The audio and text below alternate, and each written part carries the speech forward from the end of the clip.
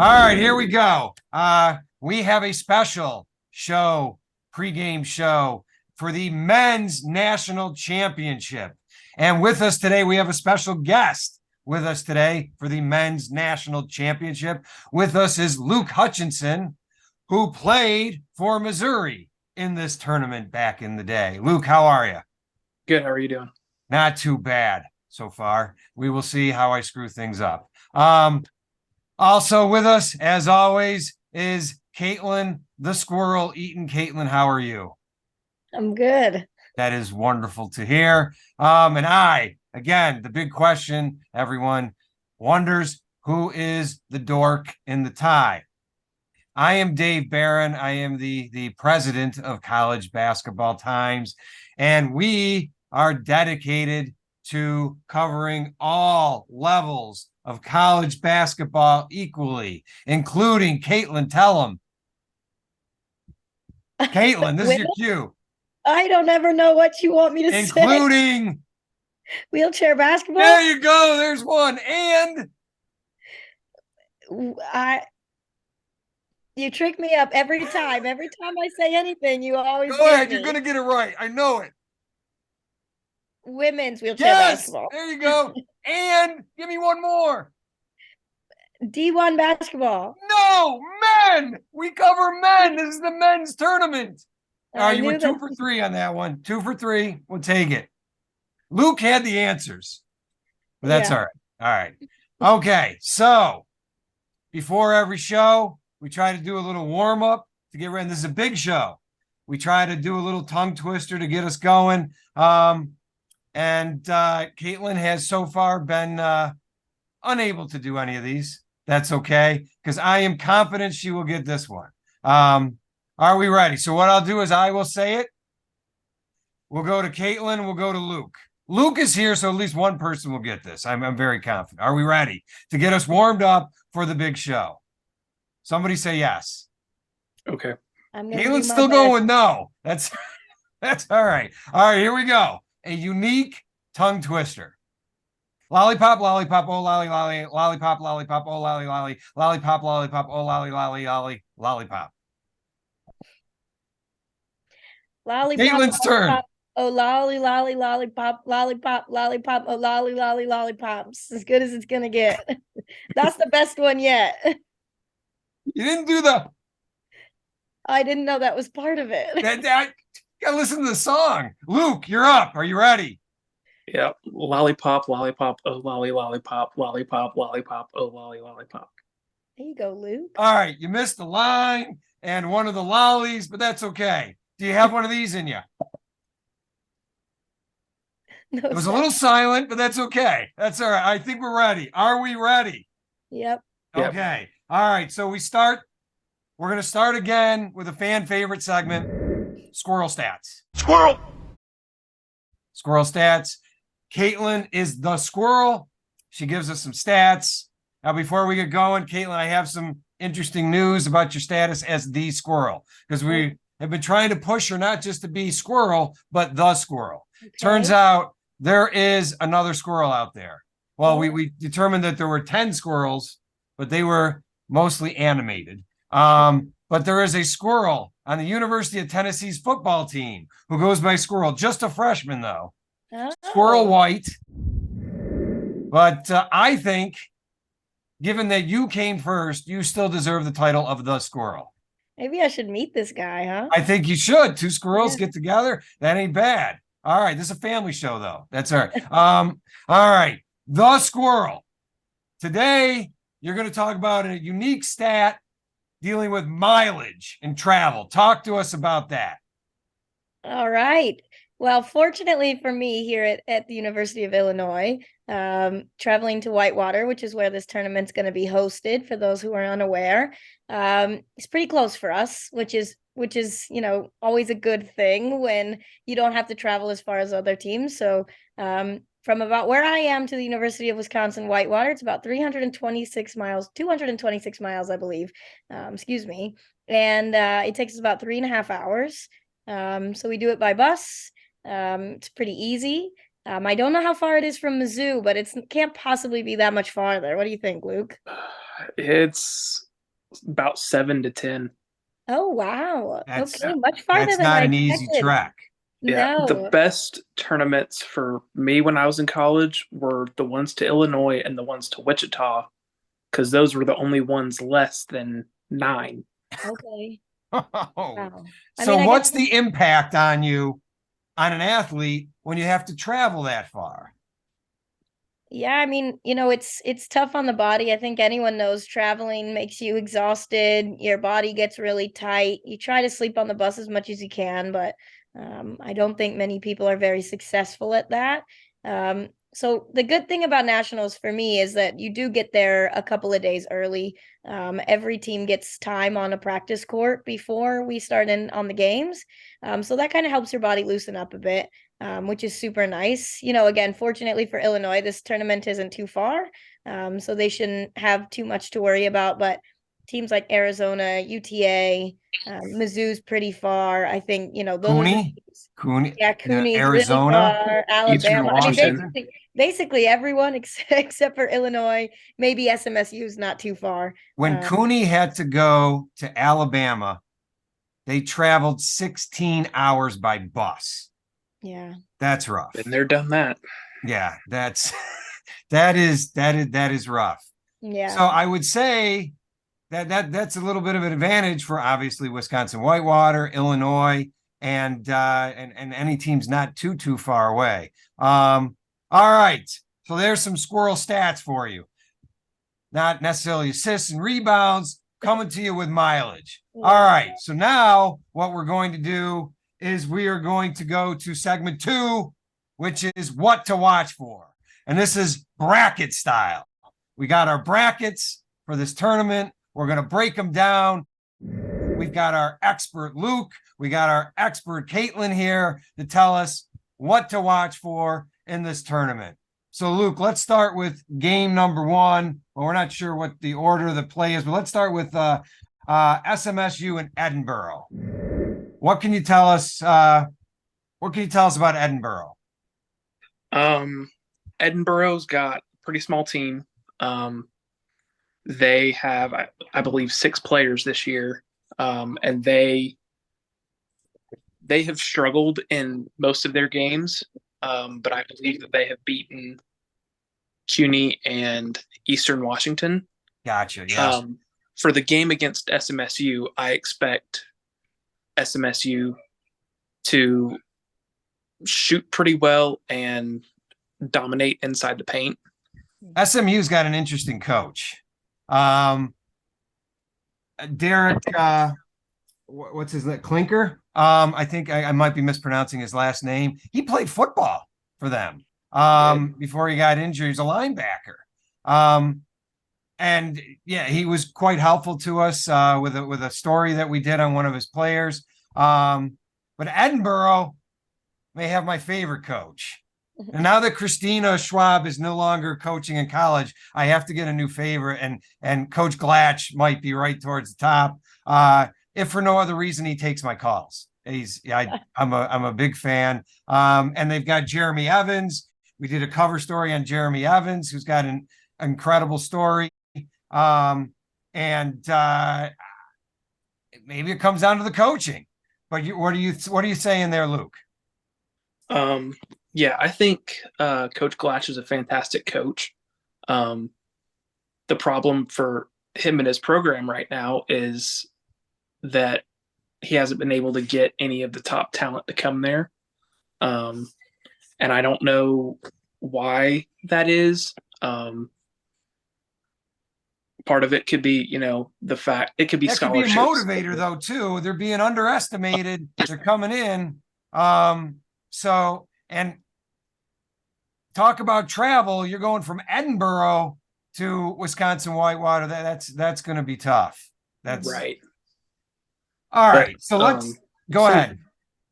Yeah, we'll see what they can do. Like you said, Jeremy Evans is a good player, so maybe he'll take over that game against SMSU and get them a win.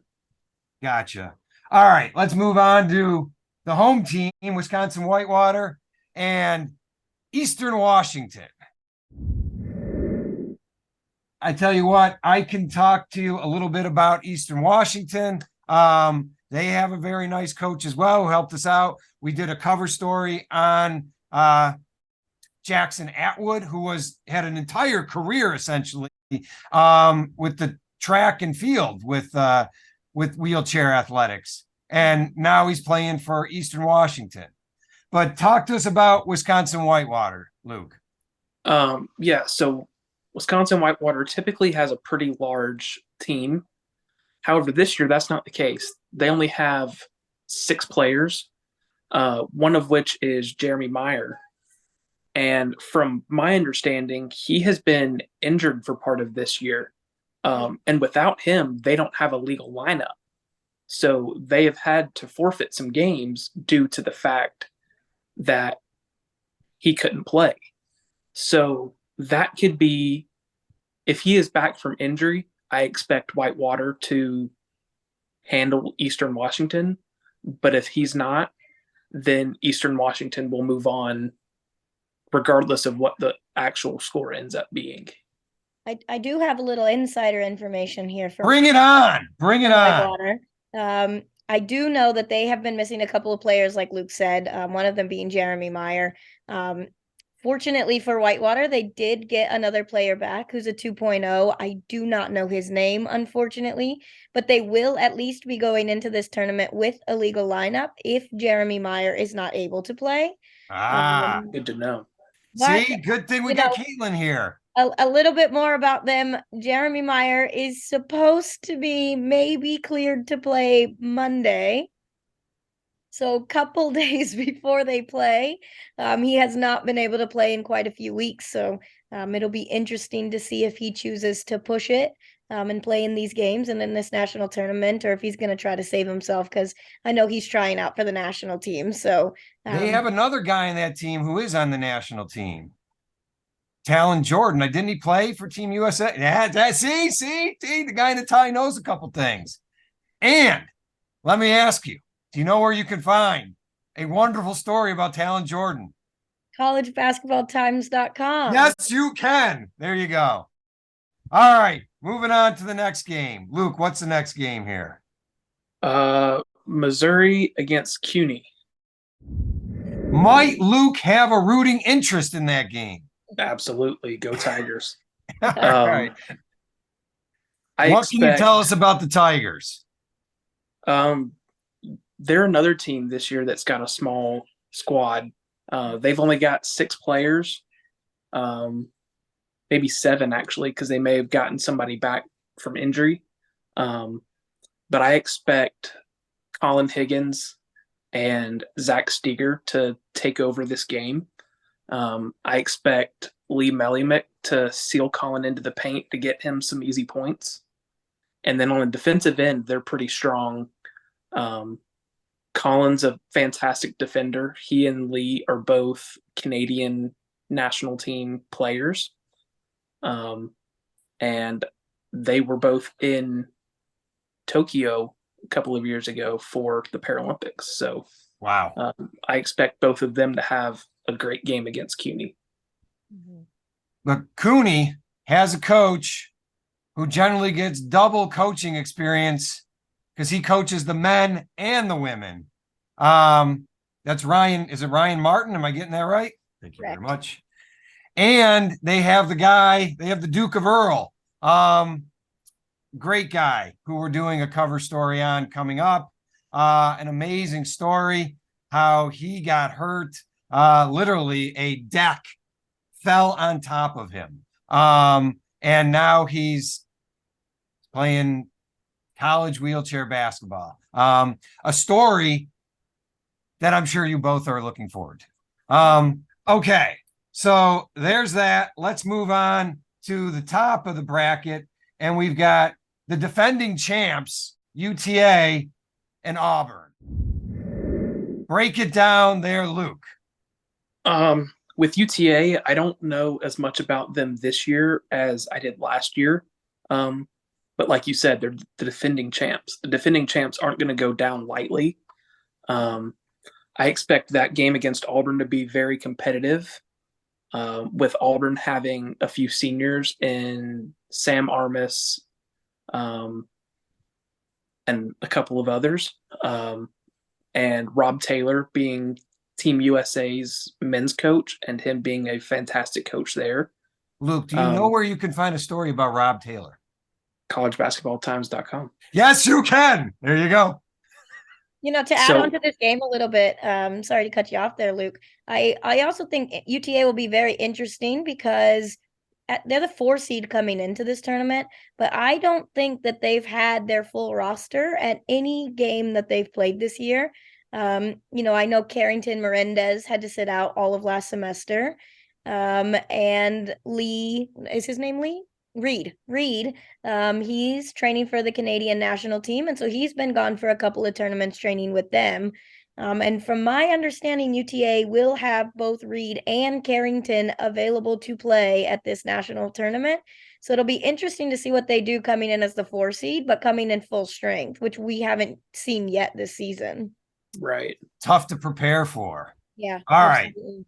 So let's move on to let's assume that Arizona gets by whoever they have to match up with. They would play the winner of UTA SMSU and Edinburgh. And Auburn. Nope. Arizona. So let's talk to me about Arizona here. I could tell you that Coach Beardsley, I think that's his name, is in the running for my favorite coach. He will get back to me via Instagram, though I despise Instagram immensely. He gets me the information, and they are ranked in the domination rankings pretty high right now. I can tell you where they're ranked. I want to say they're ranked like 19th. But he does a wonderful job at getting me the scores and the all the information I need for that. But Luke, what more can you tell us?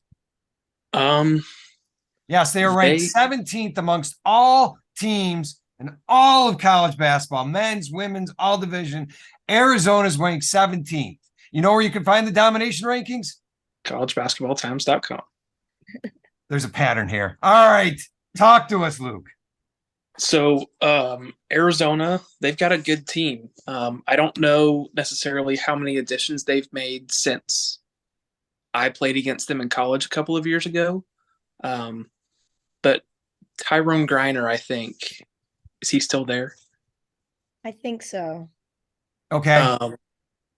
If he's still there, I expect him to be one of their best players and take over that game. They've played a lot of games. They've had a lot of blowouts this year.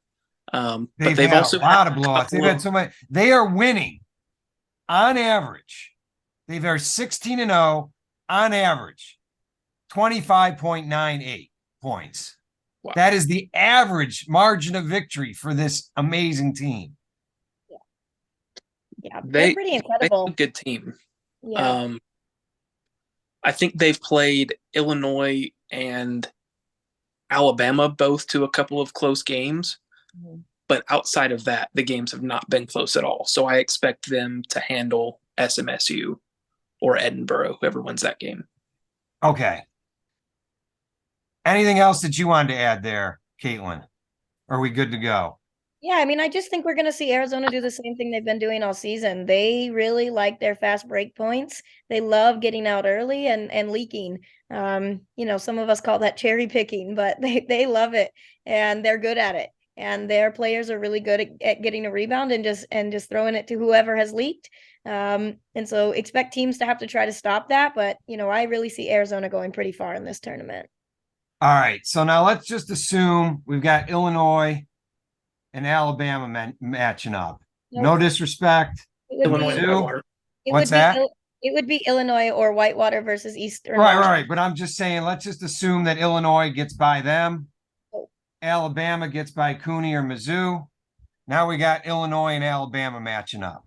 All right. I'm guessing that would not be the choice of Luke, but no. Let's just go with Illinois, Alabama. What can you tell me about Illinois? Maybe we let Kaitlyn talk about Illinois. Yeah. Yeah, this team is fun. They're fun to watch. They have a lot of seniors on this team. So you have high expectations. They want to go far in this tournament. They've played in really, really close games. They've beat Alabama before. So if we have expectations to face them again, then there's a potential that they could upset Alabama. It's a 3 and a 2 seed going at it right there, but they have players like Willie Morinchuk, who is just on an absolute rampage right now. He's scoring probably on average maybe 30 points a game. His shooting from the arc is incredible. He's a 3-point machine right now. So I expect him to continue doing that. Do you know where you can find a story about Captain Willie? Where can you find that story? You tell me. collegebasketballtimes.com. Perfect. Yes, yeah. You can. Yeah, and he's a senior, so he's, looking to end his collegiate career on a high note. So I have high expectations for them. These boys have been together for probably 5 years. I think they all came in together and they're all going out together. So it'll be really fun to watch. And the coach is Bucci? Matt Bushy, yes. Yes. And he will occasionally like some of our posts on Twitter. Nice. So he's in the positive column in the eyes of me, which probably means nothing to anybody. That's okay. All right, but we got Alabama. Luke, what can you tell us about Alabama? Alabama's good. They are very, very deep. Mm-hmm. They have a full roster, and you can expect Ignacio Ortega to play well and score a lot of points for them. Yeah. And they have Peter Barry, who yes, is and pretty Peter Barry. good as well. And what question do you think I'm about to ask you right now? Is there a story? I have no idea. Peter Barry? Where might you be able to find a story about Peter Barry? collegebasketballtimes.com. There you go. There you go. That is correct.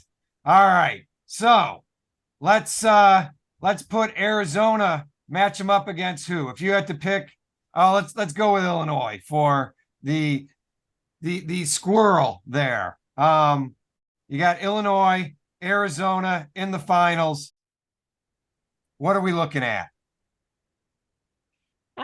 This is going to be a tough game. Illinois played them very close, but I really think Arizona has perfected kind of what they want to do with the personnel that they have on the court. They're really good at getting those fast break points because of the way that they play defense. And they have a bunch of big guys on their team with Blaze and, a couple of the other guys. And so they kind of just pack into the key. They don't let anyone get cuts, and they make you shoot from the outside, and they are banking on the fact that you miss them, and then they throw the ball as far as they can and they get layups. So I in my head, as much as I want to pick Illinois to win this one, I got to go Arizona. They are pretty incredible this year. So all right, we'll create a new segment for right now. We'll call it Hutch's Hunch. You got the whole field there, Hutch. Who are you picking to win it all? I think it's tough. But I think Arizona does take it. But if Illinois wants to take it, they have to make their 3-point shots. Mm-hmm. Gotcha. That's from when I played Illinois in college, their offense was 3-point shots. Probably 80% of the game. And if they were hitting them, then it was a tight game. If they weren't, Mizzou would win by 10. And in this case, with the way Arizona's been playing this year, if Illinois is missing their threes, then Arizona's going to win by 15 plus. Yeah. Gotcha. But you are not. The news break is you are not picking Mizzou to win the whole thing. Unfortunately not. They just don't have the depth this But I'm year. guessing you will be rooting for them to win the whole thing. Yes. All right. All right. There you have it. Okay. We've broken down the bracket. Now we move on to what we call Kaitlyn's clarification. Big segment for this show. Luke, you can help her out as well. Maybe she can clarify to the folks why this year the men's tournament is in Wisconsin Whitewater while the women's Alabama. Why? Yeah, so this is the first year that nationals has been split. When Luke and I played, it was always together. Um, you know, Positively, I think it's because the men's league has just grown exponentially, which is absolutely wonderful. We love to see our sport grow the way that it's growing. Unfortunately, on the opposite end of that, the women's isn't growing as quickly as we would maybe like. And so that's why it's split realistically, because all of these universities try to host nationals, and there's just not enough space or time for you to host all of these games. Um, I know there was discussion thrown around at their last college meeting about how they wanted to go about it, since the men's league has grown so quickly, and we can't really keep up with it all at the same university. There was talk about maybe throwing in like an NIT division for the men. And so you will be taking, top 5 or however many you would do, and then take them to, the regular tournament and then have an NIT. But the men's coaches didn't necessarily love that idea, and they wanted all the men to be able to have the same fight for a national championship as everyone else. And so women went together and men went together. Luke, I don't know what your opinion is on that, since we both played with it together, but I think it's good to see that the men's league is growing so quickly. But it does kind of potentially hurt those schools like Illinois and Whitewater and UTA that have both teams. Sure. Because you don't necessarily have the travel to bring both teams to both weekends to support each other. Cooney's got both teams too, Yeah. So while you may have, a few parents in the crowd supporting the players, there's just something different about having, the women's team support the men and men support the women at the national tournament. Got it. All right. Before we move on to the last segment, there's something I wanted. Kaitlyn brought up that the men's team at Illinois is pretty good. But what she did not answer, are they squirrel good? I don't know what that means, but could they compete with you? Team USA? No, quick shaking of the head there. All right. No one can compete with me. There you go. All right. That's important. Okay. Last segment. Usually we call this segment Eating with Eaton.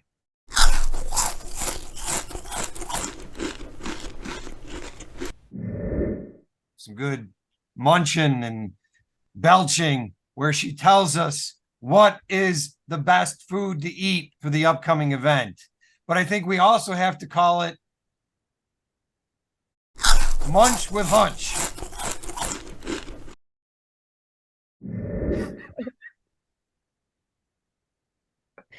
So, Kaitlyn, you go first. What should be the food of choice while watching the men's nationals? Listen, I have been to Whitewater so many times, and I can honestly say I'm not sure we've eaten much there other than Jimmy John's. However, the last time we had nationals there was my final year at Illinois, and they did have a pretty nice concession stand open that I unfortunately never got to eat, but the popcorn there smells so good. I always had games, and so popcorn wasn't maybe the best choice for me before a game, but it smells so good. So if somebody can try it and let me know how it is. They have good smelling popcorn. Yeah. If you're not up for Jimmy John's. Yeah. Okay. Luke, any suggestions for what to eat?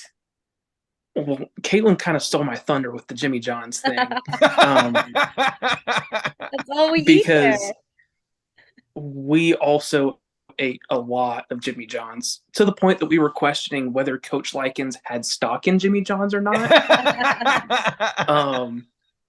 So my response to what to eat in Whitewater is literally anything else. Yes. All right, that I would have thought cheese. That would just be me. but that's okay. All right, I think we did it. We made it through. I think we're good to go. I'm excited for the games.